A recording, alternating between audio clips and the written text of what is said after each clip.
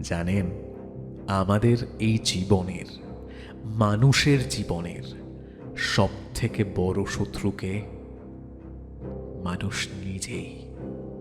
হিংসার বশে মানুষ একজন আরেকজনের ক্ষতি করতে 2 সেকেন্ডও ভাবে না।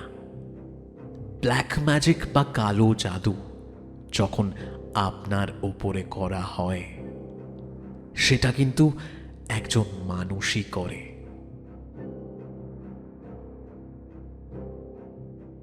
নমস্কার, আমি জো। আশা করি সবাই খুব ভালো আছেন। চ্যানেলের আরও একটা এপিসোডে আপনাদের সকলকে স্বাগত জানাই। প্রথমেই ক্ষমা চাইছি, কারণ গত সপ্তাহে একটা এপিসোডও আসতে পারিনি, কারণ আমার শরীর খুব খারাপ ছিল। আমি একটু সমস্যায় পড়েছিলাম, শারীরিক সমস্যা। সেখান থেকে এখন বেটার। আপনারা অনেকেই আমার খোঁজ নিয়েছেন, অসংখ্য ধন্যবাদ। গত সপ্তাহের জন্য ক্ষমা চাইছি। তবে এই সপ্তাহ থেকে আবার নিয়মিত কিন্তু অভিজ্ঞতা আসবে, ফেসবুকে হোক কিংবা ইউটিউবে। আজ আমি আপনাদের সাথে দুখানা অভিজ্ঞতা শেয়ার করতে চলেছি। এক, যেটা শুনলেন ব্ল্যাক ম্যাজিক বা কালো জাদু নিয়ে, সেই অভিজ্ঞতা পাঠিয়েছেন অনিন্দিতা। অনিন্দিতার অভিজ্ঞতা থাকবে এবং তার সাথে আমি আপনাদের শোনাবো উপাসনার অভিজ্ঞতা। আজকের এপিসোড শুরু করছি। তবে তার আগে, যদি আপনি আপনার কোনো এক্সপিরিয়েন্স আমার সাথে শেয়ার করতে চান, খুব সহজেই শেয়ার করতে পারেন। আপনাকে লিখতে হবে অথবা রেকর্ড করতে হবে, তারপর সেটা পাঠাতে হবে আমার ফেসবুক পেজে। আর না হয় আপনি মেইল করতে পারেন। আমার ইমেল অ্যাড্রেস storywithjoe@gmail.com। তাহলে চলুন শুরু করছি আজকের এপিসোড অনিন্দিতার অভিজ্ঞতা দিয়ে। হাই জো, আজকে আমি আমার জীবনে ঘটে যাওয়া একটি বাস্তব অভিজ্ঞতার কথা শেয়ার করতে চলেছি। আমি পেশায় একজন শিক্ষিকা, এবং আমি কোনোদিনই ভূত প্রেত, কালো জাদু এগুলোকে অবিশ্বাস হিসেবেই মনে করতাম। কিন্তু সত্যি কথা বলতে কি, নিজের জীবনে ঘটে যাওয়ার পর থেকে আস্তে আস্তে এগুলোর প্রতি বিশ্বাস জন্মাতে শুরু করে। আমি বর্তমানে বিশ্বাস করি ঈশ্বর যেমন আছেন, শয়তানও ঠিক তেমনি আছে। আমি বিশ্বাস করি ভালো যেমন আছে, খারাপও ঠিক তেমনভাবেই আছে। যাই হোক, বেশি সময় নষ্ট না করে আসল ঘটনাটা তোমায় বলি। ঘটনাটা আজ থেকে কয়েক মাস আগের, এই বছর এপ্রিল মাসের ঘটনা। এপ্রিল মাসে আচমকা আমি অসুস্থ হতে শুরু করি, এবং এই অসুস্থতা এমন একটা পর্যায়ে পৌঁছয় আমার মনে হতে থাকে আমি পাগল হয়ে যাব, না হয় বাড়ি ছেড়ে বেরিয়ে কোথাও চলে যাব, আর না হয় আত্মহত্যা করে নেব। সত্যি কথা বলতে, আমার স্বামী এবং আমার সন্তান দুজনেই খুব ভালো, কিন্তু তারাও অবাক হয়ে যাচ্ছিল এটা দেখে যে আমার এমন মানসিক আর শারীরিক পরিবর্তন কেন হচ্ছে। আমার ওজন দিন দিন কমতে শুরু করে, এবং আমি সবসময় কেমন যেন অন্ধকারে থাকতে ভালোবাসতাম। আমি টিচার, স্কুলে যেতে, বাচ্চাদের পড়াতে আমি খুব ভালোবাসি। কিন্তু সেই সময় কেমন যেন স্কুলে যাওয়ার প্রতি আমার একটা অনীহা তৈরি হচ্ছিল। বাড়িতে আমার একটা কোচিং সেন্টার আছে, সেখানেও পড়াতে ভালো লাগছিল না, কিচ্ছু ভালো লাগতো না। এবং আমি বুঝতে পারছিলাম ধীরে ধীরে আমার শরীরের আর আমার মনের জোর ভেঙে পড়ছিল। ডাক্তার দেখানো হলো, তারাও তেমন কিছু ধরতে পারলেন না। শেষমেশ আর না পেরে আমি একজনের কথা মতো এক অ্যাস্ট্রোলজারের কাছে গেলাম, যিনি তন্ত্র সাধনাও করেন। বললে বিশ্বাস করবে না, তিনি আমায় প্রথম দেখা মাত্রই একটা আন্দাজ করলেন এবং আমাকে দুটো কথা বললেন। তার প্রথম কথা ছিল এটা, যে আমি বিগত 3 মাসের মধ্যে কারোর সাথে, মানে কোনো ছেলে হোক বা কোনো মেয়ে, কোনো বৈষয়িক বিষয় নিয়ে বিবাদে জড়িয়েছিলাম কিনা। উত্তরে আমি বললাম হ্যাঁ। এই বলার পরে তিনি আবার আমায় ভালো করে দেখলেন, এবং দেখার পর তিনি বললেন, আমার মনে হচ্ছে তোমার উপরে অন্য কিছু একটা করা হয়েছে। এই বলে তিনি ঘরের ভেতরে গেলেন এবং কিছুক্ষণ বাদে ফিরে এলেন একটা জলের বোতল নিয়ে। ছোট্ট হলুদ রঙের প্লাস্টিকের একটা জলের বোতল। বোতলটা খালি। তিনি আমায় বললেন, এই বোতলে একদম ভর্তি করে জল ভরে নিয়ে এসো। যথারীতি আমি সেই বোতলে জল ভরে নিয়ে এলাম। এবার একটা কাগজের মধ্যে উনি কিছু একটা লিখে সেই বোতলের মধ্যে ঢুকিয়ে দিলেন এবং আমায় বললেন, এই বোতলটা তুমি যে ঘরে ঘুমো সেই ঘরেই এমন কোনো একটা জায়গাতে রাখবে যেখানে সূর্যের আলো ডিরেক্ট প্রবেশ করে না, অর্থাৎ বোতলটার জলে যাতে কোনোভাবেই সূর্যের আলো না পৌঁছয়। তিনি আমাকে বললেন, তুমি আলমারিতেও রাখতে পারো, আলমারির এক কোণে। আমিও সেই কথা মতোই বোতলটা আলমারির এক কোণে রুমাল দিয়ে ঢেকে রেখেছিলাম।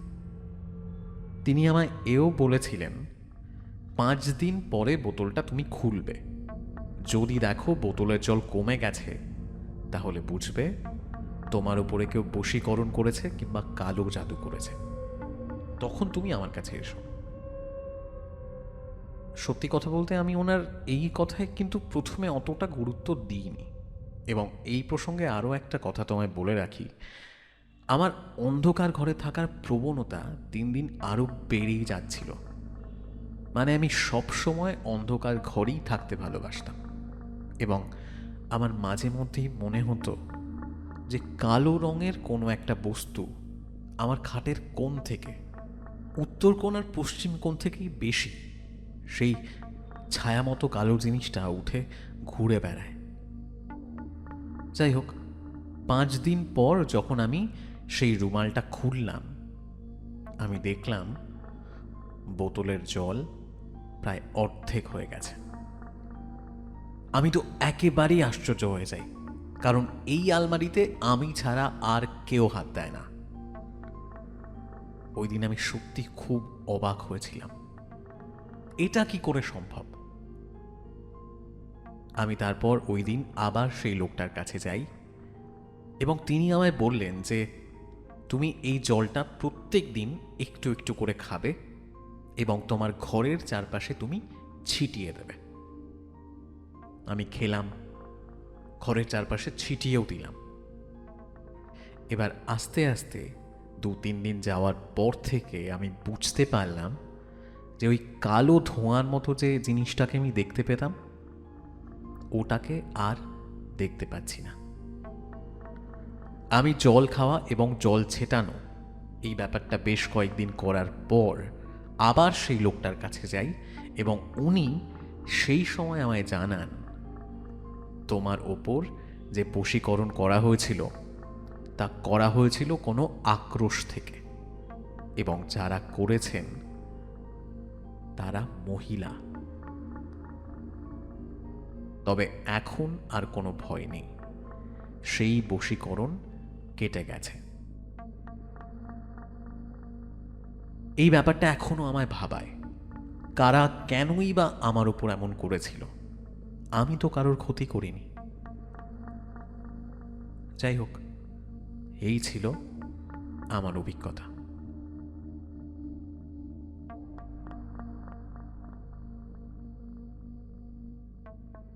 শুনলেন অনিন্দিতার এক্সপিরিয়েন্স এবং অনিন্দিতা যেমনটা বলছিলেন যে উনিও এইসবে বিশ্বাস করতেন না, কিন্তু তারপর যখন ওনার সাথে এমন ঘটনা ঘটে তখন বিশ্বাস করা ছাড়া আর কোনো উপায় থাকে না। আশা করি অনিন্দিতার সমস্যা এখন একেবারেই মিটে গেছে এবং এখন তিনি সম্পূর্ণভাবে মানসিক এবং শারীরিকভাবে সুস্থ। যাই হোক, কেমন লাগলো আপনার অনিন্দিতার এক্সপিরিয়েন্স জানাতে একেবারেই ভুলবেন না। আপনি নিজের মতামত কমেন্ট সেকশনে জানাতে পারেন এবং তার সাথেই যদি আপনি আপনার জীবনের এক্সপিরিয়েন্স আমার সাথে শেয়ার করতে চান, আপনার জীবনের যে কোনো রকমের এক্সপিরিয়েন্স, শুধু যে ভয়ের হতে হবে এমন একেবারেই কোনো কথা নেই। নিজের জীবনের যে কোনো রকমের এক্সপিরিয়েন্স হতে পারে, ভালোবাসা হতে পারে, মন খারাপ হতে পারে, প্রেম কিংবা এমন কোনো এক্সপিরিয়েন্স যা আপনার মনে দাগ কেটেছে, সেই সব অভিজ্ঞতাও কিন্তু আপনি আমার সাথে শেয়ার করতে পারেন। All you need to do, আপনাকে লিখতে হবে অথবা রেকর্ড করতে হবে, তারপর সেটা পাঠাতে হবে আমার ফেসবুক পেজে, আর না হয় আপনি মেইল করতে পারেন আমার ইমেল অ্যাড্রেস storywithjoe@gmail.com। এবারে চলুন চলে যাই আমরা আমাদের পরবর্তী অভিজ্ঞতায়। এই অভিজ্ঞতা পাঠিয়েছিলেন উপাসনা এবং এই উপাসনার অভিজ্ঞতা কিন্তু আমরা আগেও ফেসবুকে একবার শুনিয়েছি, অনেক আগে। তবে আমার মনে হলো এই অভিজ্ঞতাটা একবার ইউটিউবে শোনাই, আমাদের ইউটিউব পরিবারের যারা নতুন সদস্য তাদের জন্য স্পেশালি। এবং আপনি যদি আগেও শুনে থাকেন আরও একবার শুনে দেখুন, আশা করি ভালো লাগবে। এই অভিজ্ঞতাটা কিন্তু সেই অর্থে ভয়ের নয়, ডেফিনেটলি একটু তো ভয় জড়িয়ে রয়েছে, কিন্তু ভয়ের থেকে বেশি এর মধ্যে আপনি ইমোশন খুঁজে পাবেন ইমোশন কিসের ইমোশন সেটা আমি বলছি না, সেটা আপনি শুনলেই বুঝতে পারবেন। তাহলে চলুন শুনিয়ে ফেলি আপনাদের উপাসনার অভিজ্ঞতা।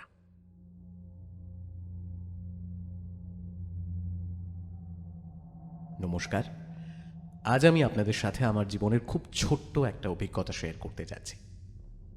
বিষয়টা ভয়ের নয়, কিন্তু আমার কাছে খুব ইমোশনাল। আমি যখন ক্লাস 8-এ, মানে ওই 2007, সেই সময় আমার বাবা অসুস্থ হন, ব্রেইন স্ট্রোক, যার ফলাফল হিসেবে বাবা নিজের শরীরের ডান দিকের কোনো বডি পার্ট মুভ করতে পারতেন না। আমার বাবা জেলার ভূমি দপ্তরে কর্মরত অবস্থায় অসুস্থ হয়ে পড়েন এবং একটা সময় যখন তিনি কিছুটা সুস্থ হন, তিনি আবার অফিসে যাওয়া শুরু করেন, তবে রিক্সাতে যাতায়াত করতেন। আমার বাবার খুব অপছন্দের একটা বিষয় ছিল, তিনি কখনোই রিক্সার হুড তুলতে দেবেন না, নামিয়ে রাখতে হবে। এটা এটা অভ্যেস বলা ভালো। এবার এই যে হুডের বিষয়টা বললাম, এর পেছনে একটা কারণ আছে, শেষে বোঝা যাবে।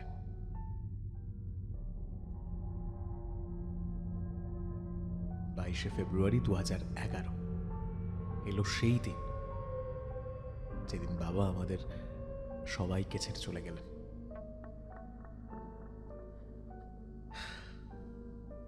আমাদের নেপালিদের একটা নিয়ম আছে, মৃত বাড়িতে ঘিয়ের প্রদীপ জ্বলে একেবারে শ্রাদ্ধের দিন পর্যন্ত। বাবার ক্ষেত্রেও একই নিয়ম, কিন্তু আসল ঘটনা ঘটে 23শে ফেব্রুয়ারি। আমি খুব ভোরে উঠে দেখলাম প্রদীপে ঘি একেবারেই কম। মুশকিলে পড়লাম, কারণ বাড়িতে সেই মুহূর্তে ঘি ছিল না, কিন্তু কিছু তো একটা করতে হবে। এদিকে ভোর 4টে অবধি অপেক্ষা করা ছাড়া কোনো উপায় নেই, কারণ আমাদের বাড়ির পাশে একজন বিহারি চাচি থাকেন, যিনি খুব ভোরে উঠে পুজো করেন, আর ওনাদের দোকানেই এই মুহূর্তে ঘি পাবো। এবার ওনার বাড়ি কিন্তু আমাদের বাড়ি থেকে খুব একটা বেশি দূরে নয়, মানে সোজা গিয়ে বাঁ দিকে ঘুরলেই হবে। আমার পুরো মনে আছে, আমি ছাড়া রাস্তায় আর কেউ নেই, মানে একটা মানুষও নেই। আমি চাচির বাড়ি গেলাম, কিন্তু কোনো সারা শব্দ নেই। অপেক্ষা করলাম, কিন্তু কোনো উত্তর পেলাম না। অগত্যা ওনার বাড়ির গলি থেকে বেরিয়ে আবার আমার বাড়ির দিকে ডান দিকে ঘুরতে হবে, সেই দিকে বাঁক নেব। আর আমি অভ্যেস মতো, সেই ছোটবেলায় বাবার শেখানো অভ্যেস, রাস্তার দুদিকটা দেখে পার হতে হয়। আমি রাস্তার বাঁ দিকে একবার দেখলাম যে কোনো গাড়ি টাড়ি আসছে কিনা। এবার বাঁ দিক দেখে ডান দিকে পুরোপুরি ঘুরে বাড়ির রাস্তা যেই ধরলাম, আর সেই সময় আমার পেছনে রিক্সার আওয়াজ, মানে রিক্সার হুডে নামালে যেরকম আওয়াজ হয়, ঠিক ঠিক তেমন আওয়াজ। আমি আমি আমি জানি না আমি বোঝাতে পারছি কিনা, কিন্তু আমার মনে হচ্ছিল সেই রিক্সাটা যেন আমায় ফলো করতে করতে আসছে।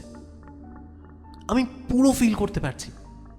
একটু আগেই রাস্তায় যেখানে কোনো গাড়ি ঘোড়া ছিল না, সেখানে রিক্সা থাকার কোনো কথাই নয়।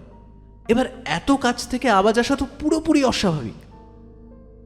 তবে এইটা বলে রাখা ভালো যে আমার কিন্তু একটুও ভয় লাগছিল না, বরং বড্ড ইচ্ছে করছিল পেছনে ঘুরে তাকাতে। তবে জানি না, কিছু একটা জিনিস আমায় আটকে রেখেছিল পেছনে ঘুরে তাকাতে। আজও জানি না এর কারণ। পুরো বিষয়টাই এতটাই পরিষ্কার যে আমার আজও স্পষ্ট মনে পড়ে। এবার সকালে বাড়ির বড়দের জানাতে তারা বললেন, আমি যেহেতু একটি মাত্র সন্তান, আর শেষবারের মতো বাবা আমার দেখা পাননি, কারণ আমি সেই মুহূর্তে টিউশন পড়তে গিয়েছিলাম, আর ফিরে এসে বাবাকে ওই অবস্থায় দেখি, তাই হয়তো বাবাই আমায় শেষ দেখা দেখতে এসেছিলেন। জানি না কথাটা কেউ বিশ্বাস করবে কিনা, কিন্তু আমি বিশ্বাস করি, আমি খুব করে মানতে চাই যে সত্যি সেদিন বাবা আমায় দেখতে এসেছিল। এটাই ছিল আমার বাবাকে নিয়ে একটা ছোট্ট অভিজ্ঞতা। জানি না কথাগুলো কতটা বোঝাতে পেরেছি, তবে চেষ্টা করেছি নিজের মতো বোঝানোর। বাবাকে সত্যি খুব মনে পড়ে, আর বিশ্বাস করতে ভালো লাগে যে সেদিন হয়তো বাবাই ছিল আমার পেছন। ধন্যবাদ।